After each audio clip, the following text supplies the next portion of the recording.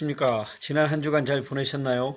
오늘 교육공학 3차 시간이 되겠습니다. 코로나19로 인하여 계속 이렇게 비대면으로 여러분을 만나 뵙게 되는 것 같습니다. 앞으로 더 어쩌면 이 상황이 더 지속될 수 있을 것 같은데요. 아무튼 우리는 매번 이 동영상 강의와 그리고 그 학습 과제 그리고 여러분들하고 하영 드림을 통한 소통을 통해서 비대면 강의라 하더라도 우리 직접 만나서 하는 거에 못지않게 하려고 우리가 열심히 하고 있다는 말씀을 드리고요. 여러분들 힘드시겠지만 더 힘내시고 함께 같이 학습을 해 주실 것을 부탁드리면서 시작을 하도록 하겠습니다. 제가 지난 시간에도 이렇게 매 차시마다 말씀을 드리는데요. 우리는 여러분들 우리 하영드림이 사이트 아시죠? 우리 제주대학교 하영드림이 사이트에 우리 교육공학 그 방이 있습니다. 이 방에 제가 매 차시마다 이렇게 강의 자료와 그리고 학습 과제를 탑재를 하고 있고요. 그리고 이러닝 센터에는 제 동영상 강의를 탑재를 하고 있는데 그 동영상 강의 탑재는 그 많은 학생들이 이렇게 또 사용을 하고 또 이제 교수자들도 이제 한꺼번에 많은 대용량을 이제 탑재를 하려고 하다 보니까 상황이 썩 녹록지 않더라고요. 그래서 올라가지도 잘 않고 보는데도 어려움이 있어서 제가 2차 시부터는 유튜브를 통해서 여러분들하고 이제 학습을 하고 있습니다. 아무래도 유튜브 서버는 전 세계에서 활용하고 있다 보니 아무래도 좀 더 동영상을 플레이하는 데는 좀 안정적으로 진행이 되는 것 같아서 오늘도 일단 학교 이러닝 센터에 탑재를 이제 해보려고 시도를 하겠지만 안 되면은 유튜브 저희 채널에 있는 올리고 여러분들께 주소를 공유해서 학습을 이제 함께 할 수 있도록 하겠습니다. 하영드림에 보시면은 지난 시에는 학습과제 2차 시까지 되어 있는데 지금 보시면 3차 시까지 된 것으로 확인이 가능하실 겁니다. 그래서 3차 시까지 올렸는데요. 한번 보시면은 지난 시간까지 여러분들 요 보신 내용 정리를 하신 분도 계실 겁니다. 예, 마쳐서 오늘 할 내용, 오늘은 이제 교수학습에 따른 이렇게 개론적인 내용을 쭉 살펴보게 될 텐데요. 주된 내용은 교수학습 체제의 구성 요소에 대해서 여러분들이 한번 정리를 해 보시고요. 그 수업 목표 진술이 중요한데 수업 목표 진술을 상당히 다양한 방식으로 할 수가 있겠습니다. 그런데 보편적으로 어떠한 방식이 좀 유익한 효율적인 방식인가를 보고요. 그리고 더 확장을 하면서 내가 어떤 학습 목표를 진술을 하면 우리 아이들에게 학생들에게 그 특정한 상황에 맞춰서 더 도움이 될 것인지 그러한 내용들을 한번 보면서 개념을 잡을 수 있도록 도와드리겠습니다. 그리고 전체적인 교수학습 과정을 쭉 살펴보게 될 텐데 이 내용을 한번 도식화해 보면서 여러분들이 감을 가질 수 있는 그러한 내용으로 학습 과제를 준비를 해 보았습니다. 그리고 더불어서 이번 차시에 진행하게 될 PPT 자료도 탑재를 해 놓았습니다. 그래서 이 내용을 같이 살펴보시면 되겠습니다. 그러면은 본격적으로 진행을 하도록 하겠습니다.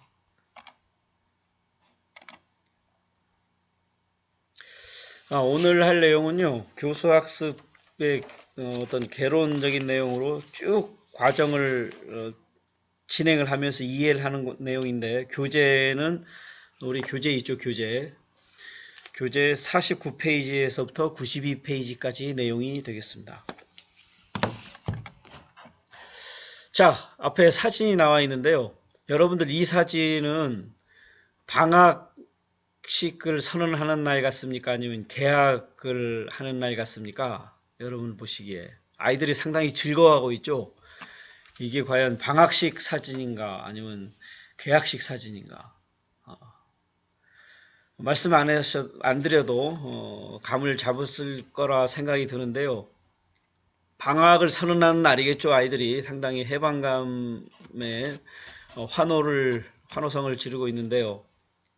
저는 왜 아이들이 이렇게 학교를 떠나면 즐거워하는가, 한편으로는 그런 생각도 한번 해보게 됩니다. 이게 학교 가는 개학식 날에 이러한 표정이면 얼마나 좋을까 하는 기대도 해보면서 시작을 하겠습니다. 제가 퀴즈를 좀 드리겠는데요. 교육은 무엇이다? 교사는 언제나 무엇을 주는 사람이다. 그리고 이제 좋은 교사란 어떤 교사인지 제가 관로로 이렇게 한번 해봤습니다. 여러분들이 안 계셔서 제가 이제 뭐 질문을 하면 소통할 수 있는 그런 시간이 없다 보니까 그냥 말씀드리겠습니다. 부모란 학자는 교육은 만남이다 이렇게 얘기를 했습니다. 그 만남이라는 건 서로가 유익해야 된다 이렇게 저 생각을 하고요. 수업 시간이 어떤 서로 이게 뭐 가르치는 사람이든 배우는 사람이 힘든 과정이다 하면은 상당히 안타까운 그런 것이라 저는 생각이 드는데 좀 많이 아쉽죠. 그러면은 좋은 만남이 돼야 되겠습니다.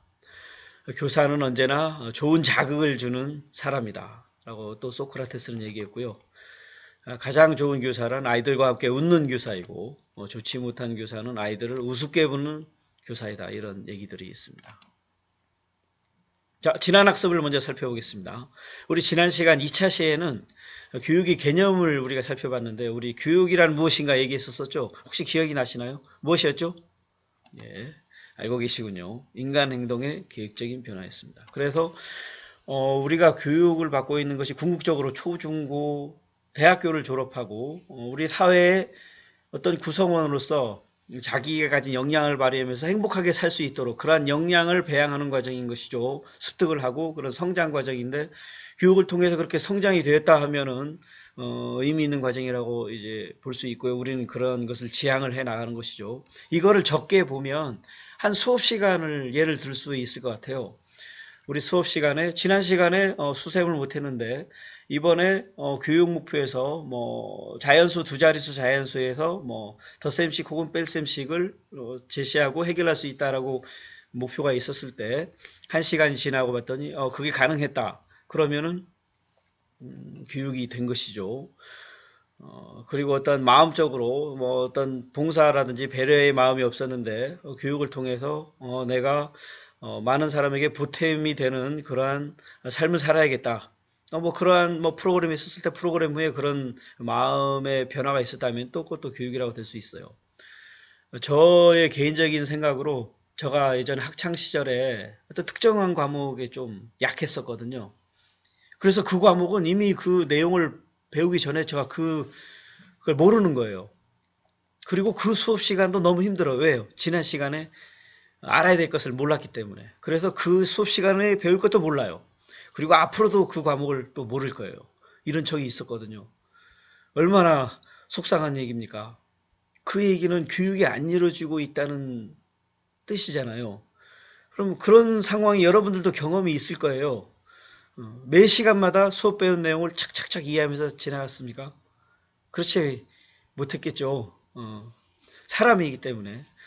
하지만 우리가 그러한 어떤 신이 아닌 우리 어떤 저마다 이제 잘할 수 있고 또 부족한 부분이 있다고 해서 그거를 그냥 용인해서 두는 거는 또 우리 교육자로서 이제 할 그런 가질 그런 자세는 아닌 거죠. 우리는 그 아이들이 왔었을 때 어떤 형태로 우리가 내용을 조직화하고 어떤 방법으로 제기를 하고 또 아이들과 어떻게 관련성을 가지면은 흥미를 가지고 또 잘 할 수 있는 그런 아이라는 그런 믿음을 가지고 우리는 해야 되는 것이거든요. 그래서 아까 제가 말씀드린 것처럼 잘 모르는 내용, 이번 시간에 잘 모르고 앞으로도 잘 모를 내용이 된다. 그런 사례는 발생하지 않도록 우리가 최선을 다해야 인간 행동의 계획적인 변화처럼 우리가 그 수업 시간에 서로 좋은 만남이 될 수 있고 좋은 자극을 줄 수 있고 좋은 선생님이 될 수 있는 것입니다. 그리고 교육 방법과 교육공학에 대한 개념을 정립했는데요. 교육 방법과 교육공학, 교육공학을 어떻게 정의 내리느냐에 따라서 같을 수도 있고 클 수도 있고 작을 수도 있다고 했는데 궁극적으로 저는 교육 방법이 교육공학이 교육 방법보다 크다. 왜냐하면은 효율적인 교수법, 매체에 국한된 것이 아니고 교육에 대한 과학적인 접근을 토대로 하는 그러면서 방법도 있고 매체도 활용하고 그 이상의 원인 분석, 그래서 설계, 개발, 활용, 관리, 평가라는 큰 과정을 거치는 것이기 때문에 교육 공학이 크다 이렇게 볼 수 있겠습니다. 그리고 더불어서 학문적 영역을 살펴보았습니다. 여기까지가 지난 시간 한 내용이고요. 오늘은 교수학습이 어떻게 이루어지고 있는지 관련된 요소는 무엇인지 일단 체제를 살펴보고요. 교수학습 처음 시작부터 마무리까지 한번 쭉 달려보겠습니다. 여기서 중요한 거는 교사는 교육 목표를 선정하고 그 목표를 달성하기 위한 학습 경험의 선정과 조직, 교육 방법의 결정, 학습 성과의 평가에 이르기까지 다양한 결정을 누가 하느냐? 교사가 하는 것이죠. 결국은 교사의 역량에 따라, 관심도에 따라, 의지에 따라 거의 당락이 좌우된다 해도 과언이 아니라고 볼 수 있겠죠. 학생들이 거꾸로 수업을 좋아하는 학생들이 있다. 협동학습을 좋아하는 학생이 있을 수 있죠. 그런 선생님께 이번 시간은 협동학습만 해야 됩니다. 거꾸로 수업 아니면 주입식 수업으로 해주십시오. 이렇게 제안을 할 수 있지만 그 결정은 저쪽으로 선생님이 하는 것이죠. 그래서 선생님이 우리 아이들의 지금 단계와 어떤 심리적인 정서적인 이러한 상황을 전체적으로 파악해서 그에 따른 목표부터 방법과 평가까지 하는 것이기 때문에 선생님이 어떠한 관점에서 접근하느냐 그에 따라 아주 중요한 성공 여부가 결정되는데 가장 거기에서 중요한 것은 아이들을 우선적으로 모든 것이 선택이 최적화된 내용으로 선택이 돼야 된다. 그렇다고 할 수 있겠습니다. 교수학습의 과정을 보면은요, 먼저 교수학습 그 내용 전에 그 요소들이 있습니다. 요소. 교수학습과 관련된 요소는 여러분들이 알고 있죠? 우리 교실에 누가 있느냐? 그거를 보면 됩니다. 교육과 관련된. 그럼 선생님이 있을 수 있고요. 학생이 있을 수 있겠죠. 교사 학생 외에 더 없나요? 더 있죠. 오늘 배울 수업 내용이라는 게 있잖아요. 그죠? 과목. 그리고 수업 내용을 좀 잘게 보면 교육 목표를 쓸 수가 있겠죠. 그리고 또 수업 방법, 선생님이 다양한 학습자 중심 수업 방법부터 인지적인 수업 방식을 할 수도 있고요. 정의적인 수업 방식을 할 수도 있고 교수자가 어떻게 전수하는 수업 방식을 할 수도 있습니다. 그리고 교육에는 다양한 학생들 사이의 어떤 관계도 있고 교육 환경 이런 지금 우리 사무실에 등이 켜져 있는데요. 이런 거라든지 아니면은 다양한 어떤 교수학습 기자재 이런 것들이 있잖아요. 그런데 교수학습 기자재가 잘 구동이 되지 않는다. 그러면 수업에 안 좋은 영향을 줄 수 있죠. 그래서 모든 요소들이 선생님은 선생님대로 학생은 학생대로 교육 내용이라든지 방법이라든지 모든 교육 환경 이러한 모든 요소들이 최상의 컨디션을 가지고 할 수 있도록 준비를 해놔야 됩니다. 그렇기 때문에 우리는 어떻게 이것을 최상으로 만들 것이냐를 과학적으로 접근해야 되는데 이게 바로 교육공학이라는 것입니다. 이러한 다양한 요소들이 상호작용하는 과정이 우리가 알고 있는 수업이라는 것입니다. 그래서 수업이 상당히 역동적이고 상황적이고 상황에 따라 또 바로 국면 전환이 바로 이루어지면서 좋은 분위기를 탈 수 있고 갑자기 싸한 분위기로 갈 수도 있고 그렇습니다. 그래서 이러한 내용들을 또 돌아보면서 진단을 하고 또 더 나아가려는 그런 자세를 가지는 것이 무엇보다 중요하다고 하겠습니다. 먼저 아까처럼 그 요소가 있는데 먼저 교육 목표를 살펴보겠습니다. 교육 목표. 수업 목표인데요. 이거는 교사가 학생들이 수업 시작 전 끝난 후 어떻게 변화되었으면 하는 바람을 구체적으로 표시한 것을 수업 목표라고 할 수 있겠죠. 그러는데 이걸 교사의 입장에서만 보는 것보다도 학습자에게 학생들에게 오늘 수업을 왜 학습해야 되는지 학습을 하면 어떤 도움이 되는지 어떠한 인식을 공감하게 하는 그러한 내용들이 들어가면 훨씬 달성도가 높아질 것입니다. 예전에는 선생님이 그냥 판서에서 오늘 수업 목표를 이렇게 쓰는데 그렇게 하기보다 아이들의 입장에서 한 번 정도 그래도 내가 좀 더 의지를 보일 수 있는 그런 형태의 수업 목표를 용어를 하나 쓰더라도 그렇게 하려는 아주 중요한 어떤 과정이라고 볼 수 있겠습니다. 그 뭐냐 목표에 따라서 내용이나 평가 방법 모든 내용들이 다 따라오는 것이기 때문에 그렇습니다. 다음 수업 목표가 됐으면 그 다음 교육 내용이 되겠죠. 수업 내용. 교육 내용은 그날 수업 목표 달성을 위해 다뤄야 될 수업 내용, 다뤄지게 될 어떤 학습 경험, 이거를 교육 내용이라고 할 수 있겠죠. 그 다음에는 교육 방법. 교사와 학생 간의 의사소통을 하게 되는 교육 방법입니다. 그래서 교수자가 일방적으로 할 수도 있고요. 교사와 학생 또는 협동학습을 통해 학생과 학생 또는 내용과 매체, 학습과 자신과의 다양한 상호작용을 할 수 있는 형태로 교육 방법을 줄 수 있습니다. 그래서 1시간 수업 내에는 상당히 많은 교육 방법이 들어가게 됩니다. 그리고 그 교육 방법은 그 무수히 많은 수십 가지 교육 방법 중에서 교사가 가장 좋은 안을 선택을 하는 겁니다. 그래서 이번 수업 시간의 교육 방법이 다음 시간 수업 방법에 적용될 수도 있고 또 안 될 수도 있는 거예요. 그래서 가장 맞는 방법을 고민하면서 선생님이 선택을 하는 것이죠. 잘 안다고 다 잘 가르치는 건 아닙니다. 그 방법을 어떻게 선택하느냐인 것인데, 좋은 방법을 선택하기 위한 비장의 카드는 뭐냐면 아이들에 대한 관심, 사랑이라고 볼 수 있겠죠. 사랑하는 사람에 대해서는 내가 자연스럽게 관심이 가고 더 좋은 거를 잘 해주고자 하는 마음이 생기기 때문에 스킬적인, 내가 방법적인 것을 찾을 수도 있지만 그 많은 방법을 내가 잘 선택하기 위해서는 무엇보다 아이들을 아끼고자 하는 마음, 성장하고자 하는, 그런데 도움을 주고자 하는 그런 마음을 가지는 것이 좋은 방법을 선택하는 가장 지름길이라고 볼 수 있겠습니다. 그 다음 교사가 있죠. 교육방법 전문가로서 수업의 중심적인 역할을 하는 사람이 교사입니다. 그래서 수업이 의도된 대로 잘 진행되지 않았을 때 누구의 책임이냐? 협동학습이 잘 안 됐어요. 대학생 석사과정 수업을 하면서 수업이 잘 진행이 되지 않았다. 누구의 책임이죠? 교수의 책임입니까? 학생의 책임입니까? 저는 교수자의 책임에 상당히 비중을 높게 둡니다.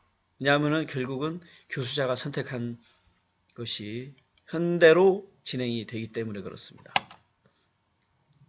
그 다음 학생이란 요소가 있죠. 학생. 결과적으로는 학생이 변화가 돼야 되기 때문에 학생이 재미없고 학생이 한 학기 끝난 후에 크게 달라짐이 없다면은 이걸 학생에게 잘못을 전가할 수는 없죠. 그렇다면 학생을 위해 난 열심히 했는데 그렇다고 무조건 저 책임으로만 돌리는 거는 너무한 거 아닙니까? 할 수 있죠. 그것도 맞습니다. 그런데 학생이 잘 되도록 한 저마다의 특수성, 인지적, 심리적, 신체적 특성, 지적인 선수학습 특성 이런 게 있다는 거예요. 수업을 시작하려니 모자를 푹 눌러 쓰고 막 이러고 있는 학생이 있는 거예요. 그런 학생들을 대상으로 바로 오늘 수업을 시작하려면 잘 안 되겠죠.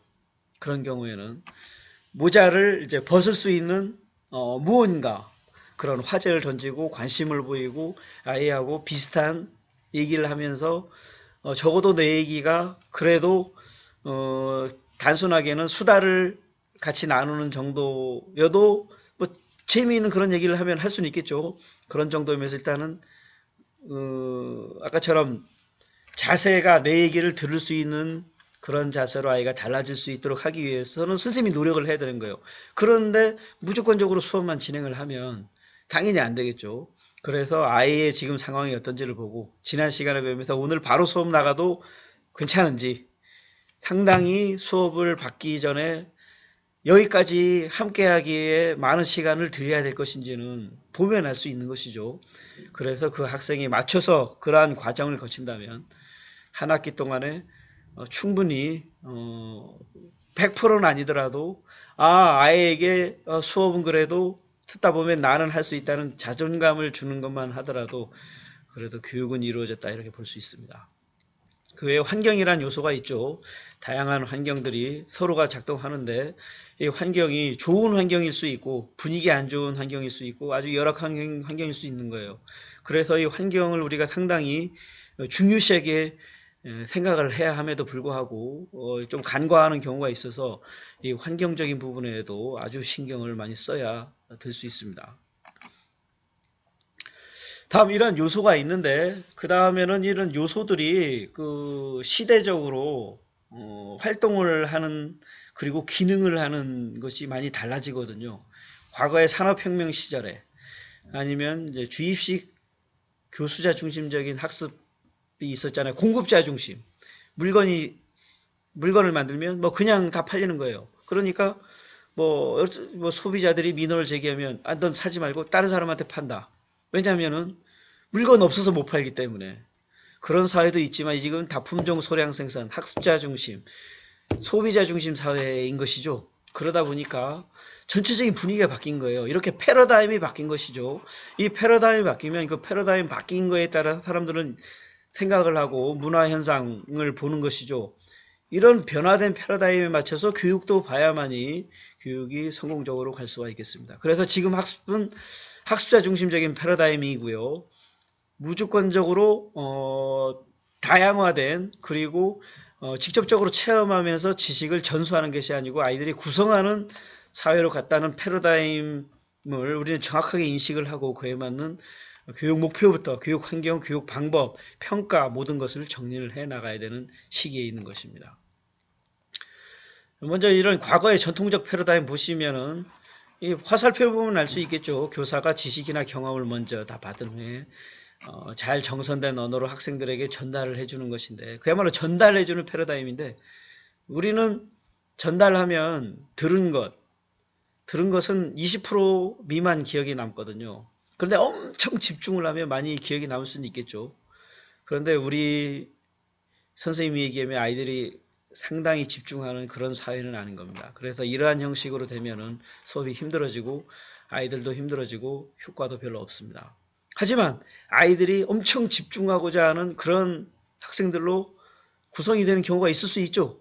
그런 경우에 이런 학습도 그런 특수한 상황에서 효과가 있을 수는 있습니다. 그 다음에 변화된 것이 교사가 전수를 하되 학생들과 교사와 지속적인 상호작용을 하는 그러한 패러다임인 것이죠. 지금 이거 뭐 현행도 활용이 되고 있고 뭐 지속적으로 이러한 패러다임은 갈 것입니다. 그런데 미래에는 우리가 교수자, 선생님이 얘기하는 거 다 지금 도서관, 어떠한 그 지식관리 시스템, 쉽게 얘기하면 네이버 삼촌한테 물어보면 다 나오죠.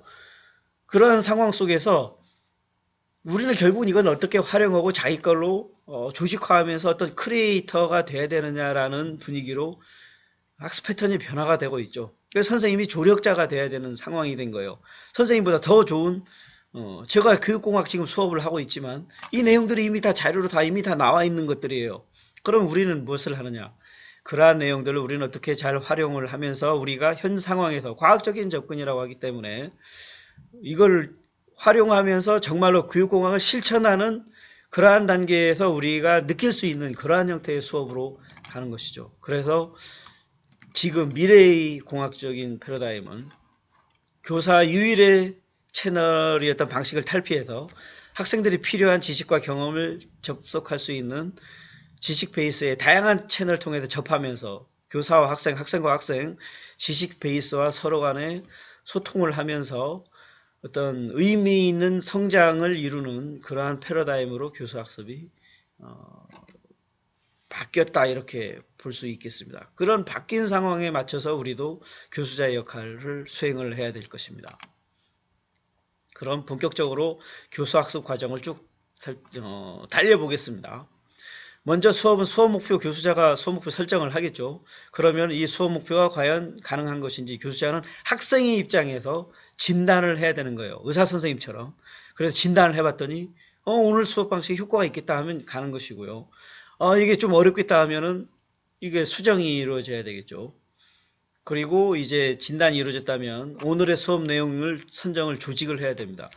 내용을 어떻게 조직을 하느냐에 따라서도 성패가 갈릴 수 있기 때문에 수업 내용을 어떻게 선정을 조직할 것이냐 이걸 과학적으로 접근을 해야 되겠죠. 우리가 교육공학에서 배우는 설계에서부터 이걸 보는 겁니다. 그리고 그러한 내용을 조직을 해서 과정안을 짜는 것이죠. 그리고 수업을 실제적으로 적용을 해보고 그 다음에 관리를 하고 평가까지 가는 것이 한 수업 시간이라고 볼 수 있겠습니다. 아까 수업 목표를 진술을 한다고 했는데요. 그럼 수업 목표를 어떻게 진술을 해야 되느냐 이런 것인데 수업 목표는 사실 중요한 겁니다. 교사의 입장에서는 수업 목표를 통해서 학습 내용과 학습 활동, 선정과 개발, 평가, 그리고 이제 어떤 전반적인 모든 내용들을 목표를 통해서 나오는 것이기 때문에 중요한 거고요. 학생 입장에서는 무엇을 내가 배우고 변화된 후에 어떤 모습인지를 미리 생각을 하면서 자기가 인지를 한다는 것이에요.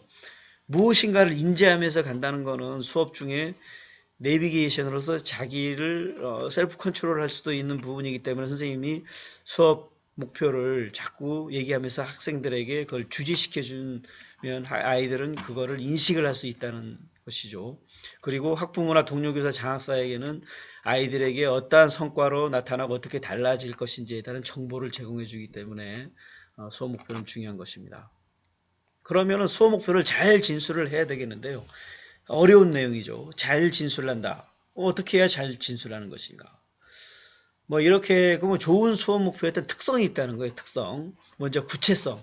수업 목표는 뭐 모호하게 하지 않고 구체적이고 명확한 행동적 용어로 제시하도록 하고 있고요. 도착점 행동의 폭넓은 변화를 담아야 하고요. 그리고 모호하지 않도록 하고 그리고 실현 가능성이 있어야 됩니다. 그렇게 이렇게 막 여러 가지 특성이 있는데 이거를 제가 분명하게 좀 짤막하게 얘기해 보면 보편적으로는 분명하고 구체적인 행동적 용어로 표현하는 것이 좋은 수업 방식, 진술 방식이라고 할 수 있겠습니다. 지금 말씀드리면 이거는 보편적으로 효과를 낼 수 있는 것이라고 제가 말씀드리고요. 보편적이라는 건 뭡니까?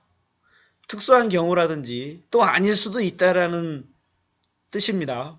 그래서 교수님이 무조건 이게 약방의 감초처럼 뭐 이렇게만 만병통치약처럼 이렇게 말씀을 하신 것 아닙니까? 이렇게 하시면 곤란하고요.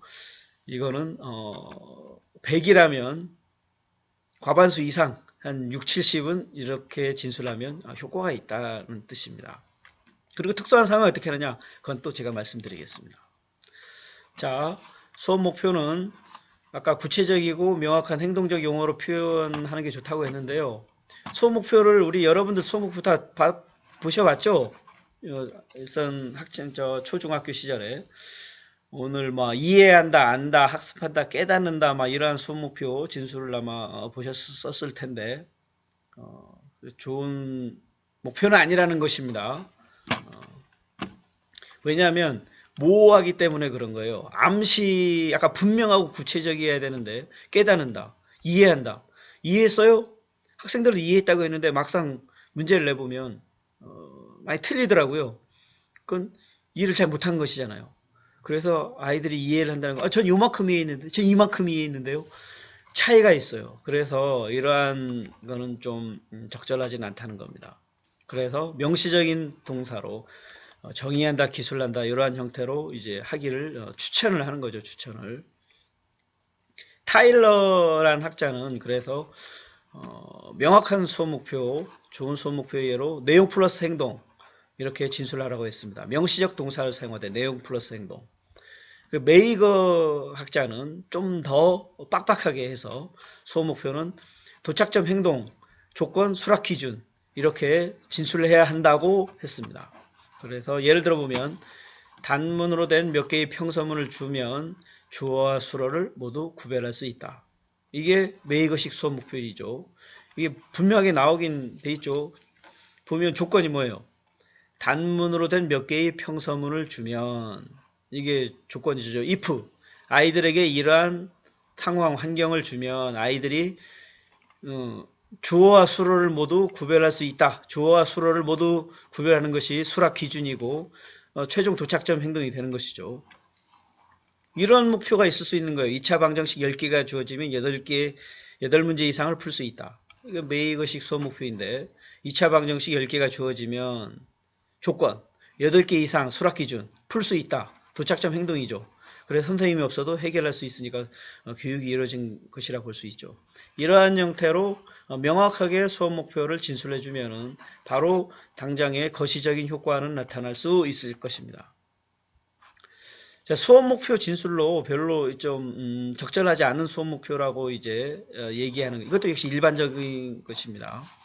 가르치는 과정을 수업 목표로 진술을 하지 않습니다. 그러니까 도착점 행동을 쓰는 건데 이번 시간의 수업 목표는 솔잎의 세포 구조를 관찰시킨다 입니다. 뭔가 이상하죠. 과정을 목표로 진술했기 때문에 그런 겁니다.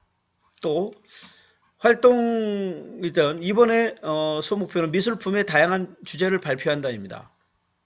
또 이상하잖아요. 발표해서 뭐 할 건데 이렇게 해야 되는 거예요. 또 수업 목표 진술하는데 여러 가지 다양하게 뭐 조사의 쓰임을 알고 문장을 만들고 뭐뭐를 하고 이렇게 여러 가지를 병렬식으로 나열하지 않습니다. 한 문장에는 하나의 목표만 명확하고 간략하게 진술을 해야 합니다.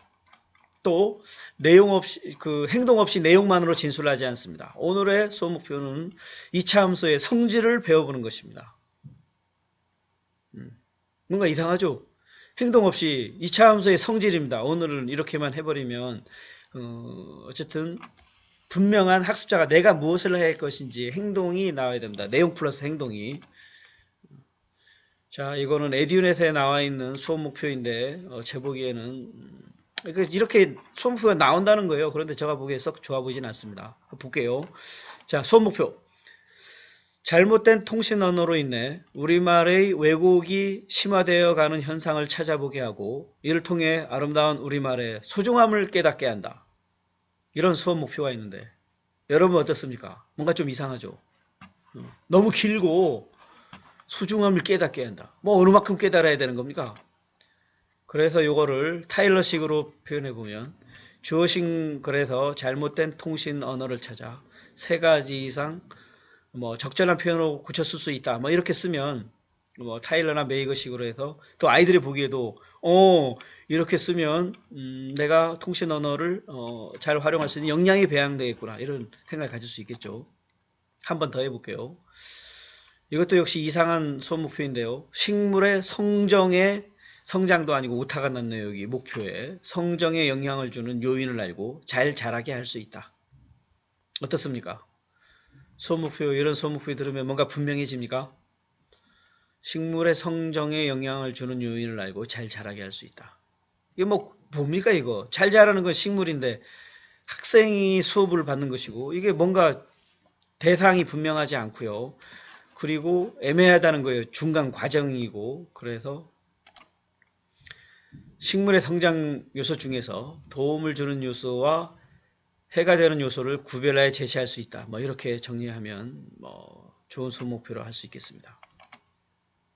자, 그런데 제가 앞서서 수업 목표는 분명하고 구체적인 행동적 용어로 표현하도록 그렇게 말씀을 드렸고 이게 보편적이고 괜찮은 수업 목표 진술 방식이라고 말씀드렸습니다. 하지만 이것만이 또 능사는 아닙니다.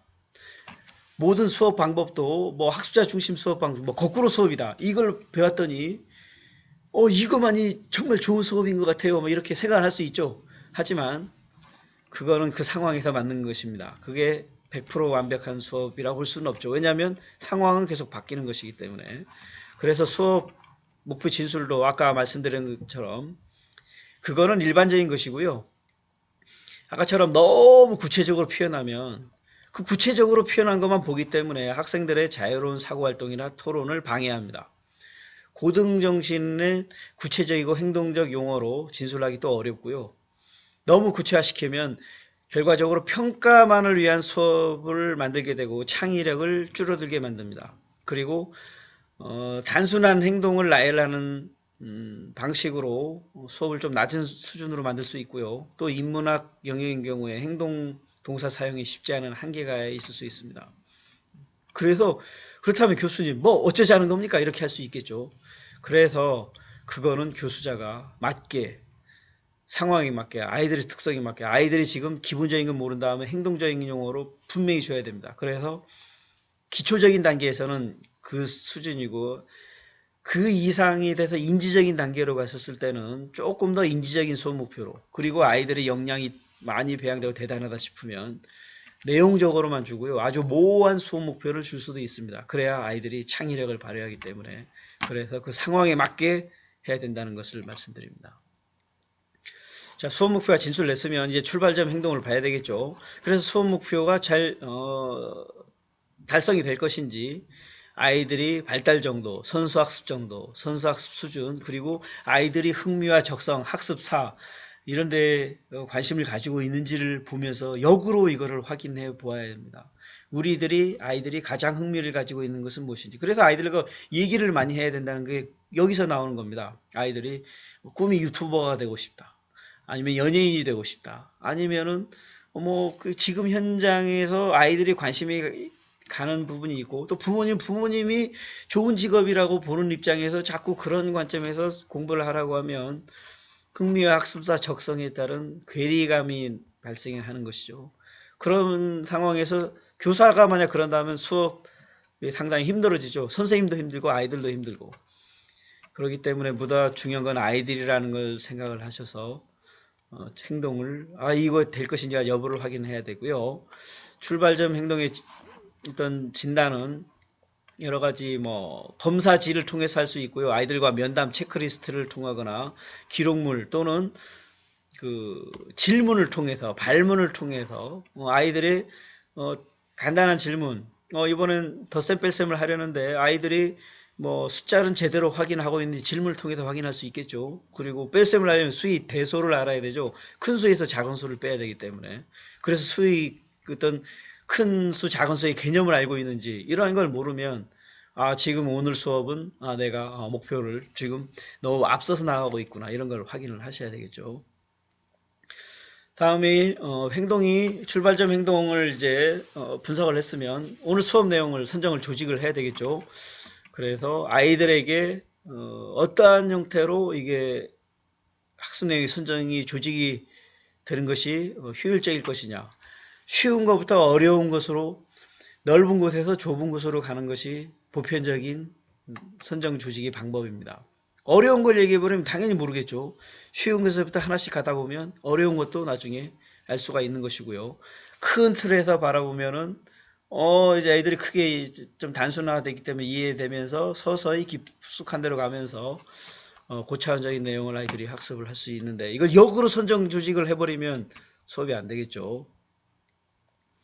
그리고 학습 내용은 이렇게 경험 중심, 수업 내용은 아이들이 직접 행동을 하면서 해야 될 그런 내용이 있고요. 수업 내용 자체를 이해해야 되는 부분이 있고 이러한 교육 과정들이 다양한 것인데 이거는 어쨌든 교수자가 결정을 해야 되는 것이죠. 어느 만큼 경험을 주고 어느 만큼 머리로 어느 만큼 교수자가 중심적으로 하고 상호작용은 어떻게 할 것인지를 정해야 하겠습니다. 가네라는 학자는요. 그래서 오늘의 수업 내용이 어떤 역사처럼 과거에 있던 내용들을 알고 있는 선언적인 그런 내용들인가 아니면 이걸 또 활용하는 내용인가 국어처럼 또 과학이나 수학처럼 절차적인 수업 내용이나 이런 거 있을 수 있겠죠. 그러면 절차적인 내용은 또 위계적으로 가야 되기 때문에 이 수업 선정 조직하는 것 자체가 다른 거예요.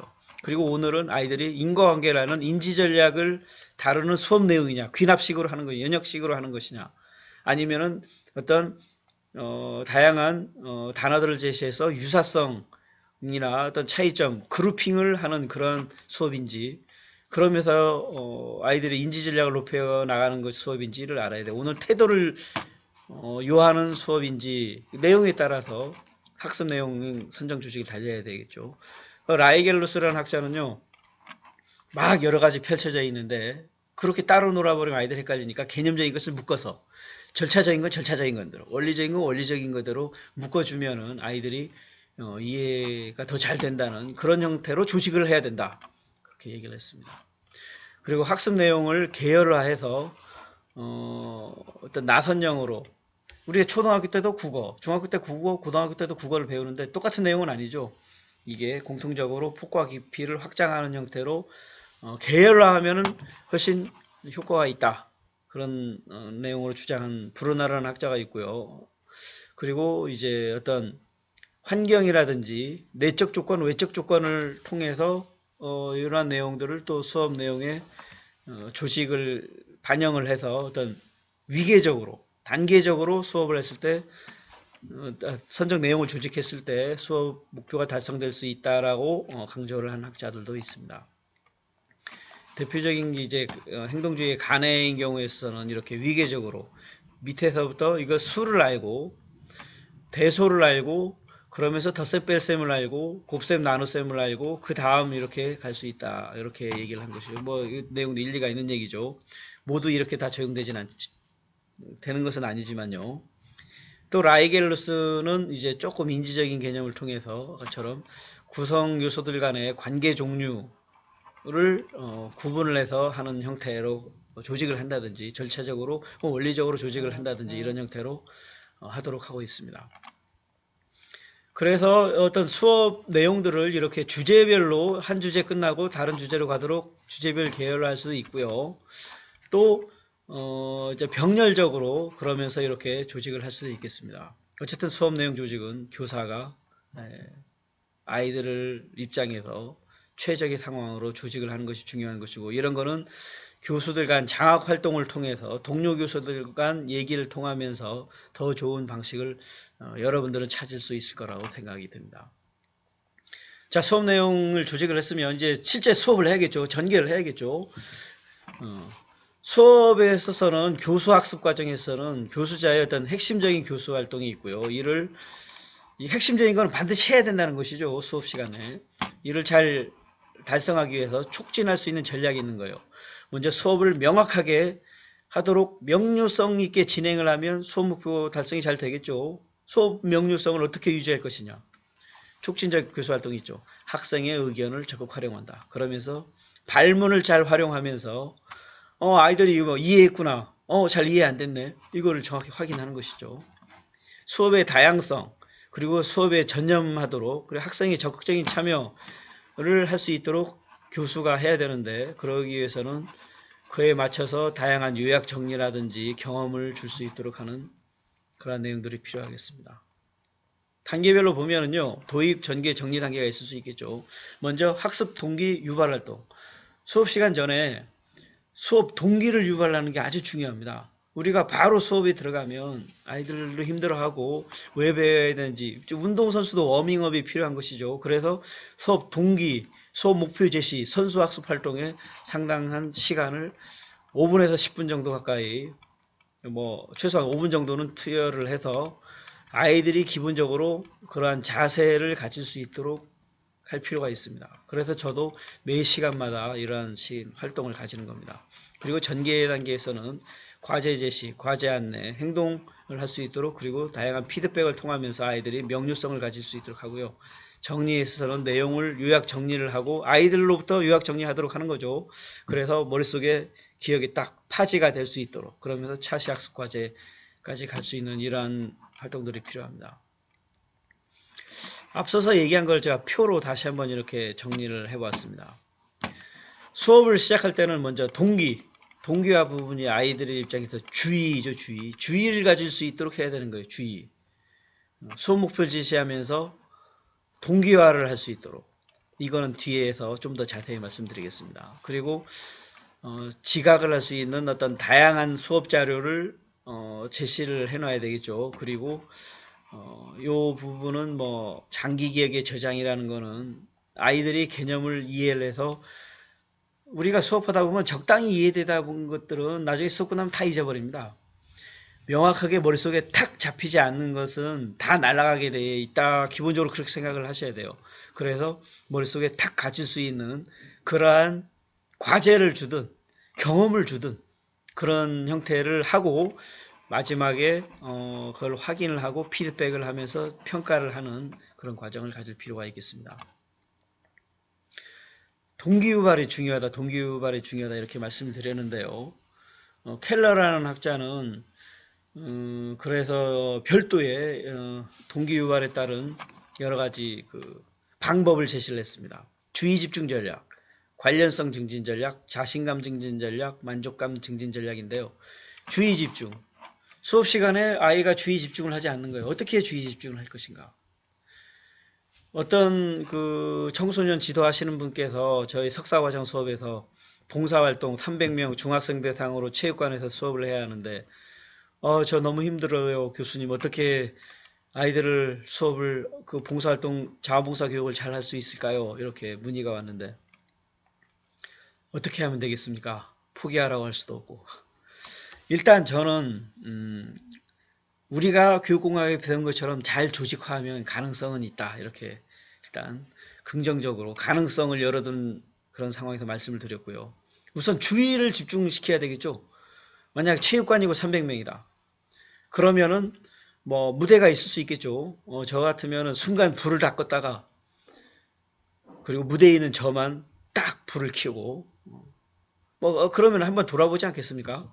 돌아봤다면은 축구공을 갖고 와서 축구공을 한번 뻥 차고 학생들이 누가 받았으면 그거 가져오도록 해서 뭐 상품권을 하나 준다든지 초코파이를 하나 준다든지 그리고 또 차려고 하면 학생들이 막 이렇게 해서 축구공을 잡을 자세를 가질 수 있겠죠. 그러면 어느 정도 주의가 집중이 된 거예요. 그러면은 이제 동영상이라든지 정말 감동 깊은 봉사활동, 눈물 나는 봉사활동 자료를 짧게 한 5분 정도. 그러면 아이들이 벌써 심리적으로 쿵쾅쿵쾅 할 수 있잖아요. 그러면서 이제 봉사활동에 따른 내용들 들어가면 어느 정도 동기가 되기 때문에 조금 갈 수 있는 거예요. 그러다가 또 뭐 어떻게 산만해지고 그러면은 다시 또 집중할 수 있는 그러한 재료들을 갖고 또 이제 할 수 있겠죠. 그러면서 하다 보면 이제 가능할 거라고 보여집니다. 저희가 수업을 할 때 교수자들이 뭐 그냥 뭐 아무 생각 없이 그동안에 뭐 머릿속에 있는 게 있으니까 그냥 수업하러 갈 수도 있겠지만 저희는 수업문을 이제 강의를 이제 여러분 만나겠죠. 딱 문고리 손잡이를 잡고 문 들어가기 전에 생각을 많이 하고 어떻게 할 것인가. 그 전부터 마음의 준비, 계획을 해주고 들어가겠죠. 생각 없이 들어간다고 여러분들 생각할 수도 있겠지만 그러지 않습니다. 여러분들 이번 수업에 대해서 그래도 저녁에 어려운 시간 내서 왔기 때문에 갈 때는 그래도 뿌듯한 마음을 가지고 갈 수 있도록 주의 집중, 무엇인가를 통해서 여러분들하고 자연스럽게 워밍업을 하면서 수업에 올 수 있도록 할 것이냐. 매 15주까지 늘 그런 생각을 하고 그렇게 여러분들을 맞이하고 그렇습니다. 그리고 여러분들 배우면은 이게 어떻게 도움이 될 것인지를 여러분들 교육공학 수업 받은 분하고 안 받은 분하고 차이가 있을 수 있다. 도움이 된다. 이러한 내용들을 제가 계속적으로 말씀을 많이 드리거든요. 그래야 여러분들 도움이 되는 과목이니까 듣겠죠. 그리고 여러분들 그리고 무슨 결과를 통해서 조금씩 나아지고 발전되는 모습을 가질 수 있도록 하면서 만족감을 가지면 그래도 도움이 되지 않겠습니까? 이렇게 중요한 것인데 우리가 이렇게 너무 간과하면서 수업 목표 달성은 안 되고 학습자들에게 아이들이 공부 안 한다 이렇게 얘기할 수는 없는 겁니다. 자, 이후에는 쭉 왔기 때문에 최종 관계인 평가가 있을 수 있겠죠. 평가는 어느 만큼 잘 실현이 됐는지 확인하는 과정입니다. 그래서 평가는 자기 자신을 돌아보는 그런 의미 있는 과정인데 우리가 평가하면 부담을 많이 가지죠. 교수평가, 학생평가, 평가에서 뭐 일렬, 뭐 한 줄 세우기로 해서 비교하고 그러한 얘기를 하는 분도 있지만 원래 평가는 그런 뜻은 아닙니다. 평가는 자신의 부족한 점을 찾아주고 자신을 성장하는 유의미한 과정인 겁니다. 아까처럼 안 좋은 거는 그건 활용을 잘못했기 때문에 그런 것이죠. 이 평가의 본질적인 것이 원래 가지고 있던 것이 쓰는 사람이 방법을 잘못했다고 해서 원래 가지고 있는 것이 나쁘다라고 표현하는 것은 옳지 않다고 봅니다. 평가에는 이런 상대평가가 있고 절대평가가 있죠. 상대평가는 상대적으로 내가 다른 학생들에 비해서 내가 뭔가 부족한 것인지를 볼 수 있고요. 절대평가는 내가 과거의 나, 현재의 나, 미래의 나를 볼 수 있는 그런 평가라고 할 수 있겠습니다. 그리고 뭐 진단평가는 이처럼 진단하는 거기 때문에 무엇인가 본격적으로 들어가기 전에 이거 해도 되는 것인지 예단하는 야의 학습 수준 이런 동기 이런 걸 확인하는 평가이고요. 형성평가는 진행되는 교수학습의 과정이 잘 진행되고 있는지를 돌아보는 평가이고요. 총괄평가는 마지막에 총괄적으로 하는 평가를 말합니다. 자, 평가에 대해서 한번 제가 말씀드리면 이런 게 있을 수 있죠. 여러분들 이제 석사 과정을 지금 하고 있는 분이기 때문에 여러분들 뭐 모임에서 체육대회를 했다. 체육대회를 했는데 체육대회 끝나고 이제 집행부 임원들끼리 평가를 할 수 있잖아요. 그런데 이번 체육대회 부원이 뭐 프로그램도 너무 진부하고 점심을 먹으려고 김밥을 보니 너무 일찍 준비하고 뭐 아이스박스 안에서 그걸 준비 안 해둔 상황이다 보니까 날씨 더워서 이미 다 쉰 거예요. 김밥도 쉬고 프로그램도 그렇고 너무 막 짜증난 거예요. 그래서 벼르고 있다가 평가한 시점에서 이번 체육대회는 개판이야. 이렇게 평가를 했다고 칩시다. 그러면 여러분은 아까 이번 체육대회는 개판이야. 이렇게 얘기한 걸 평가라고 보십니까? 아니면 평가가 아니라고 보십니까? 좀 헷갈리죠. 평가는 상대방, 그 대상자에게 성장, 도움이 되도록 유익한 과정이 평가라고 했는데 아까처럼 이번 체육대회는 개판이야 하면은 내가 이러한 부족한 점이 있었고 이거 점심 준비에도 좀 소홀함이 있었고 프로그램에 대해서도 과거의 내용들을 많이 벗어나지 못했다 이러한 생각을 가지고 다음에 더 잘할 것인지 아니면 그냥 화만 엄청 날 것인지 이걸 생각할 필요가 있는 거죠. 그래서 저 보기에는 평가라 보기에는 조금 부족하다고 볼 수 있겠죠. 그런데 상대방이 나는 아까처럼 그런 거에 대해서 앞으로 더 잘할 거야 하면 평가라고 될 수도 있을 것입니다. 그래서 평가를 하는 입장에서 교수자는 학생이 이 평가를 받았을 때 과연 나처럼 부족한 걸 찾고 높일 것이냐 이런 생각을 해야 됩니다. 무조건적으로 평가를 했더니 뭐 이것도 평가라고 막 강의라고 혹은 뭐 여러 가지 얘기를 할 수 있겠죠. 그런데 그런 얘기를 듣는 상대방이 그렇게 얘기했었을 때 정말 발전될 것이냐 아니면 기분만 엄청 안 좋아가지고 더 반대로 나갈 것이냐. 부모님이 아이들을 위해 평가하고 선생님이 학생들의 평가를 할 것인데 혹은 직장에서 평가를 다 받잖아요. 평가가 결과적으로 그 대상자에게 도움이 되고 있느냐, 도움이 안 되는 형태로 가고 있다. 그러니까 평가의 방법이 잘못됐다는 걸 제가 말씀을 드리면서 우리는 좋은 평가, 성장해주는 평가를 해야 되겠다. 말씀드리면서 오늘 수업을 마치도록 하겠습니다. 수고하셨습니다.